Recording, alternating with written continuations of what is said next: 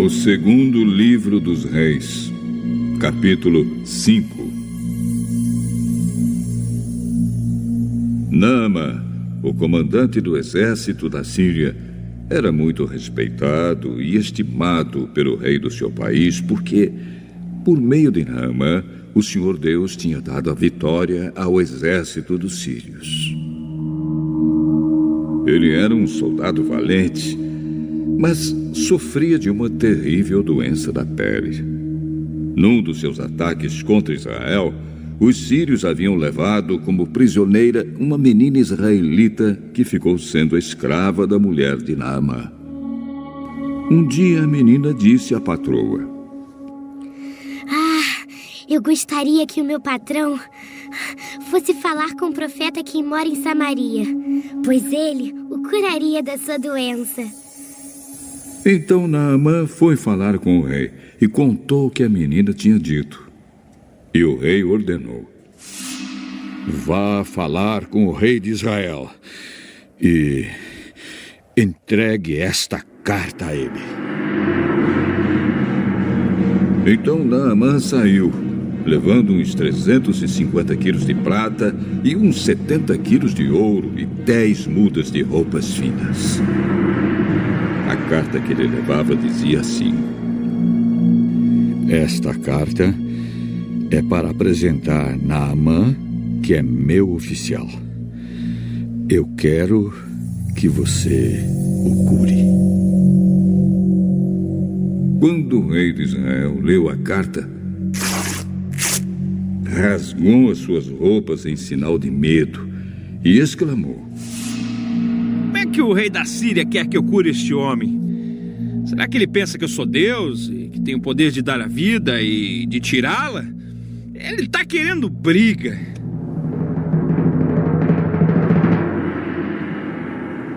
O profeta Eliseu soube do que havia acontecido e mandou dizer ao rei: Por que o senhor está tão preocupado? Mande que esse homem venha falar comigo, e eu mostrarei a ele que há um profeta em Israel. Então Naamã foi com os seus cavalos e carros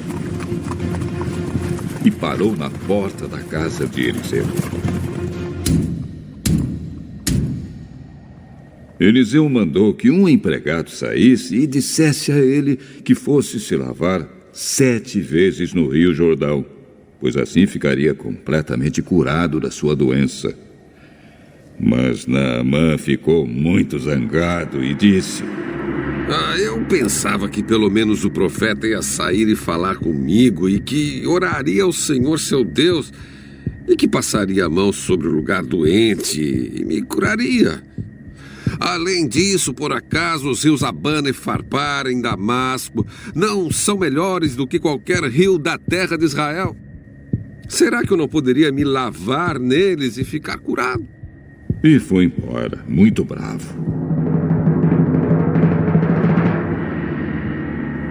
Então os seus empregados foram até o lugar onde ele estava e disseram: Se o profeta mandasse o senhor fazer alguma coisa difícil, por acaso o senhor não faria? Por que o senhor não pode ir se lavar, como ele disse, e ficar curado? Então Naamã desceu até o Rio Jordão e mergulhou 7 vezes, como Eliseu tinha dito.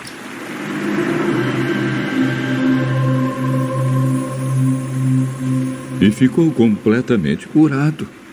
A sua carne ficou firme e sadia como a de uma criança. Depois ele voltou com todos os seus homens até o lugar onde Eliseu estava e disse: Agora eu sei que no mundo inteiro não existe nenhum Deus a não ser o Deus de Israel. Aceite um presente meu, por favor. Juro pelo Senhor, o Deus vivo, a quem sirvo, que não aceitarei nenhum presente. Naamã insistiu com ele para que aceitasse, mas ele não quis. Aí Naamã disse: Já que o senhor não quer aceitar o meu presente, Então deixe que eu leve para casa 2 mulas carregadas de terra, pois de agora em diante eu não vou oferecer sacrifícios e ofertas que são completamente queimadas a nenhum Deus, a não ser a Deus, o Senhor. Mas eu gostaria que ele me perdoasse uma coisa, que é a seguinte: quando tiver de acompanhar o meu rei ao templo de Rimon, o deus da Síria, para lhe adorar, eu vou ter de adorá-lo também. Que o Senhor Deus me perdoe por isso. Adeus. Boa viagem.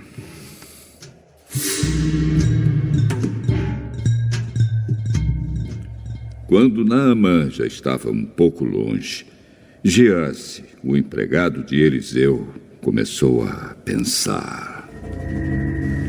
O meu patrão deixou que Naamã fosse embora sem pagar nada. Ele devia ter aceitado o que o sírio estava oferecendo. Juro pelo Senhor, Deus vivo, que vou correr atrás dele e receber alguma coisa. Vou. Então Geazi saiu correndo. Quando Naamã viu que um homem vinha correndo atrás dele, desceu do carro e perguntou: Aconteceu alguma coisa? Não.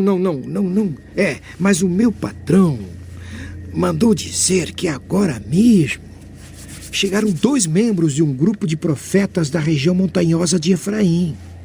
Então, ele gostaria que o senhor desse a ele uns 30 quilos de prata e 2 mudas de roupas finas. Por favor, leve 60 quilos de prata. E insistiu com ele. Então pôs a prata em 2 sacos. Entregou a prata e as 2 mudas de roupas finas a 2 dos seus empregados e mandou que eles fossem na frente de Geazi. Quando eles chegaram ao morro onde Eliseu morava, Geazi pegou os 2 sacos e carregou-os para dentro de casa. Depois mandou embora os empregados de Naamã, entrou em casa de novo e foi falar com Eliseu. Onde é que você foi? Eu não fui a lugar nenhum. O meu espírito estava com você quando aquele homem desceu do carro para falar com você. Esta não era ocasião para você aceitar dinheiro e roupas e plantações de oliveiras e de uvas, ovelhas e gado, ou empregados e empregadas. Portanto, a doença de Naamã vai pegar em você e os seus descendentes a terão para sempre. Quando saiu dali, Geazi tinha pegado a doença e a sua pele estava branca como a neve.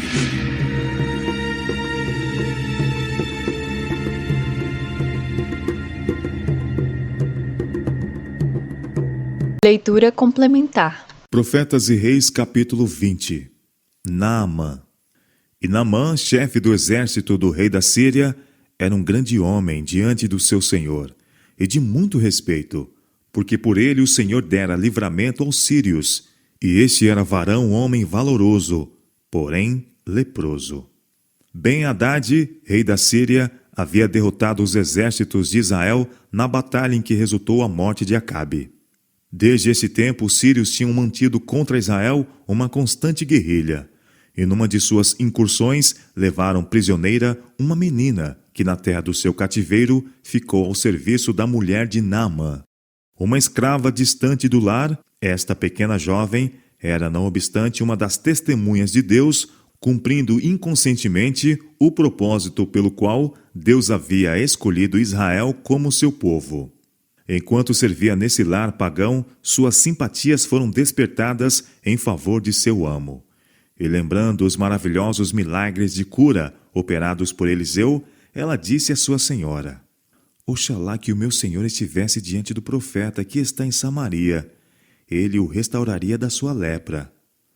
Ela sabia que o poder do céu estava com Eliseu e cria que por esse poder Naamã seria curado. A conduta da menina cativa, a maneira como ela se comportou nesse lar pagão, é um forte testemunho do poder dos primeiros ensinamentos do lar. Não há mais alto encargo do que o confiado aos pais e mães no cuidado e educação de seus filhos. Os pais têm que tratar com os próprios fundamentos de hábito e caráter. Por seu exemplo e ensino, é o futuro de seus filhos em grande medida decidido. Felizes são os pais cuja vida é um verdadeiro reflexo da divindade, de maneira que as promessas e ordens de Deus despertem na criança gratidão e reverência. Os pais cuja ternura e justiça e longanimidade interpretam para a criança o amor e a justiça e a longanimidade de Deus, que ensinam a criança a amá-los e obedecer-lhes, estão ensinando-as a amar ao Pai do céu, a obedecer-lhe e nele confiar. Os pais que repartem ao filho tal dom estão-no dotando com um tesouro mais precioso que as riquezas de todos os séculos, um tesouro tão perdurável como a eternidade. Nós não sabemos em que setor nossos filhos poderão ser chamados a servir. Eles podem despender sua vida no círculo do lar, podem empenhar-se nos místeres comuns da vida, ou ir a terras pagãs como ensinadores do Evangelho, mas todos são igualmente chamados como missionários para Deus, ministros de misericórdia para o mundo. Deve obter uma educação que os ajude a permanecer ao lado de Cristo em abnegado serviço. Os pais da menina hebreia, ao ensinar-lhe a respeito de Deus, não sabiam o destino que lhe tocaria, mas foram fiéis em seu mister, e no lar do capitão do exército sírio, sua filha testemunhou do Deus a quem tinha aprendido a honrar. Naamã ouvira a respeito das palavras que a menina dissera à sua senhora, e obtendo permissão do rei, saiu em busca da cura, tomando consigo 10 talentos de prata e 6.000 siclos de ouro e 10 mudas de vestidos. Levou também uma carta do rei da Síria ao rei de Israel, na qual estava escrita a mensagem: Eu te enviei Naamã, meu servo, para que o restaures da sua lepra. Quando o rei de Israel leu a carta, rasgou seus vestidos e disse: Sou eu, Deus, para matar e para vivificar, para que este envie a mim, para eu restaurar a um homem da sua lepra? Pelo que deveras notai, peço-vos, e vede que busca ocasião contra mim. Notícias do acontecimento chegaram até Eliseu, e ele mandou uma mensagem ao rei dizendo: Por que rasgaste os teus vestidos? Deixai-o vir a mim, e saberá que há profeta em Israel. Veio, pois, Naamã com seus cavalos, e com seu carro, e parou à porta da casa de Eliseu.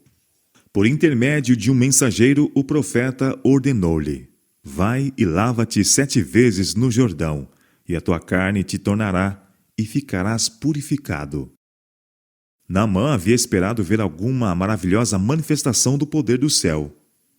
Eis que eu dizia comigo, confessou ele, certamente ele sairá, e pôr-se-á em pé, e invocará o nome do Senhor seu Deus, e passará sua mão sobre o lugar, e restaurará o leproso.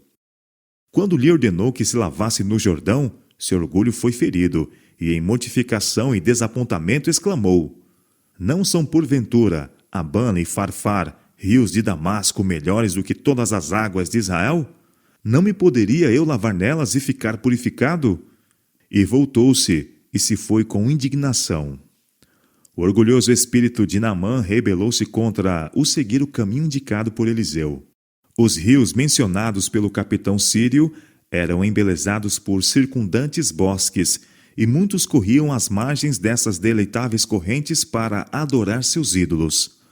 A Naamã não custaria grande humilhação de alma descer a uma dessas águas, mas era unicamente seguindo as específicas indicações do profeta que ele poderia alcançar a cura.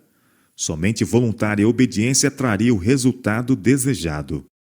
Os servos de Naamã insistiram com ele para que pusesse em prática as indicações de Eliseu. Se o profeta te disser alguma coisa grande, porventura não o farias? Apelaram eles. Quanto mais dizendo-te ele, lava-te e ficarás purificado. A fé de Naamã estava sendo provada, enquanto o orgulho lutava para predominar. Mas a fé triunfou, e o arrogante sírio submeteu o orgulhoso coração e curvou-se em submissão à vontade revelada de Jeová. 7 vezes ele mergulhou no Jordão, conforme a palavra do homem de Deus, e sua fé foi honrada, e a sua carne tornou como a carne do menino, e ficou purificado. Profundamente grato, voltou ao homem de Deus, ele e toda a sua comitiva, com um reconhecimento. Eis que tenho conhecido que em toda a terra não há Deus, senão em Israel. Conforme o costume da época, Naamã pedia agora a Eliseu que aceitasse um custoso presente, mas o profeta recusou. Não devia ele receber pagamento pela bênção que graciosamente Deus havia outorgado. Vive o Senhor, disse, em cuja presença estou, que não tomarei. O sírio insistiu com ele, mas ele recusou. E disse Naamã, seja assim. Contudo, dê-se a este teu servo uma carga de terra de um jugo de mulas, porque nunca mais oferecerá este teu servo holocausto nem sacrifício a outros deuses, senão ao Senhor. Nisto perdoe o Senhor a teu servo, quando meu senhor entra na casa de Rimom para lhe adorar, e ele se encosta na minha mão, e eu também me tenha de encurvar na casa de Rimom. Nisto perdoe o Senhor a teu servo. E ele lhe disse, vai em paz. E foi-se dele a uma pequena distância. Geazi, servo de Eliseu, tivera oportunidade, durante anos, para desenvolver o espírito de abnegação que caracterizava a vida de labores de seu mestre. Fora seu privilégio tornar-se um nobre porta-bandeira no exército do Senhor. Os melhores dons do céu por muito tempo haviam estado ao seu alcance. Contudo, voltando-lhe as costas, ao contrário, cobiçara o ouropel das riquezas mundanas. E agora os ocultos anseios do seu espírito, avaro, levaram-no a render-se a uma dominante tentação. Eis, raciocinou consigo, que meu senhor impediu a este sírio Naamã que da sua mão se desse alguma coisa do que trazia. Porém, hei de correr atrás dele e tomar dele alguma coisa. E assim, em segredo, foi Geazi em alcance de Naamã. E Naamã, vendo que corria atrás dele, saltou do carro a encontrá-lo e disse-lhe, vai tudo bem? E ele disse, tudo vai bem. Então Geazi proferiu uma deliberada mentira. Meu senhor, disse ele, me mandou dizer, eis que agora mesmo vieram a mim 2 mancebos dos filhos dos profetas das montanhas de Efraim. Dá-lhe, pois, 1 talento de prata e 2 mudas de vestidos. Naamã alegremente acedeu a esta solicitação, empenhando-se com Geazi para que levasse 2 talentos de prata em vez de 1, com 2 mudas de vestidos, e ordenou a seus servos para que levassem o tesouro. Ao aproximar-se Geazi da casa de Eliseu, despediu os servos, e escondeu a prata e os vestidos. Isto feito, entrou e pôs-se diante de seu senhor, e para abrigar-se de censura, proferiu segunda mentira. Em resposta à indignação do profeta, "Donde vens, Geazi?" Ele respondeu, "Teu servo não foi nem a uma nem a outra parte." Então veio a severa denúncia, mostrando que Eliseu sabia de tudo. "Porventura não foi contigo o meu coração?" disse ele, "quando aquele homem voltou de sobre o seu carro a encontrar-te? Era isto ocasião para tomares prata e para tomares vestidos e olivais e vinhas e ovelhas e bois e servos e servas? Portanto, a lepra de Naamã se pegará a ti e a tua semente para sempre." Então saiu de diante dele leproso, branco como neve. Solenes são as lições ensinadas por esta experiência de uma pessoa a quem tinha sido dados altos e santos privilégios. A conduta de Geazi fora de molde a colocar uma pedra de tropeço no caminho de Naamã, sobre cuja mente havia incidido maravilhosa luz, e que estava favoravelmente disposto para o serviço do Deus vivo. Para o dolo praticado por Geazi, não podia haver qualquer desculpa. Até o dia de sua morte, ele permaneceu leproso, amaldiçoado por Deus e evitado por seus semelhantes. A falsa testemunha não ficará inocente, e o que profere mentiras não escapará. Provérbios capítulo 19, verso 5.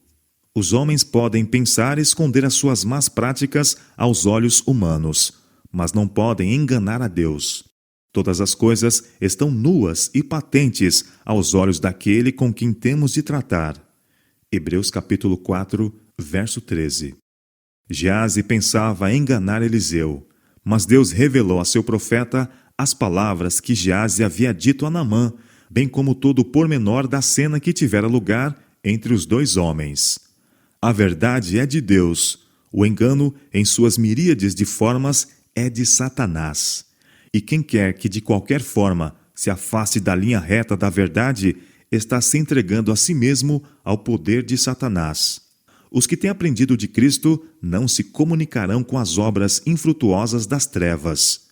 No falar, como no viver, serão simples, retos e verdadeiros, pois estão se preparando para o companheirismo com os santos, em cuja boca não se achou engano. Séculos depois de haver Naamã retornado à sua pátria, curado no corpo e no espírito, sua maravilhosa fé foi referida e louvada pelo Salvador como uma lição objetiva para todo aquele que professa servir a Deus. Muitos leprosos havia em Israel no tempo do profeta Eliseu, o Salvador declarou, e nenhum deles foi purificado, senão Naamã, o sírio. São Lucas capítulo 4, verso 27. Deus passou por alto a muitos leprosos em Israel, porque sua incredulidade lhes fechou a porta do benefício. Um nobre pagão, que havia sido fiel às suas convicções do direito e que sentira necessidade de auxílio, foi à vista de Deus mais digno de sua bênção do que os afligidos em Israel, que haviam subestimado e menosprezado os privilégios que lhes haviam sido dados por Deus. Deus opera em benefício dos que apreciam seus favores e respondem à luz que lhes é dada do céu. Há hoje em cada terra os que são honestos de coração, e sobre esses a luz do céu está brilhando. Se eles continuarem fiéis em seguir o que entendem ser o dever, se-lhes há dada luz adicional, até que, como Naamã no passado, sejam constrangidos a reconhecer que em toda a terra não há Deus, senão Deus vivo, o Criador. A toda alma sincera, quando andar em trevas e não tiver luz nenhuma, é feito o convite. Confie no nome do Senhor e firme-se sobre o seu Deus. Porque desde a antiguidade não se ouviu, nem com o ouvido se percebeu, nem com os olhos se viu um Deus além de ti, que trabalhe para aquele que nele espera. Saíste ao encontro daquele que se alegrava e praticava a justiça, daqueles que se lembram de ti nos teus caminhos. Isaías capítulo 50, verso 10 e Isaías capítulo 64, versos 4 e 5.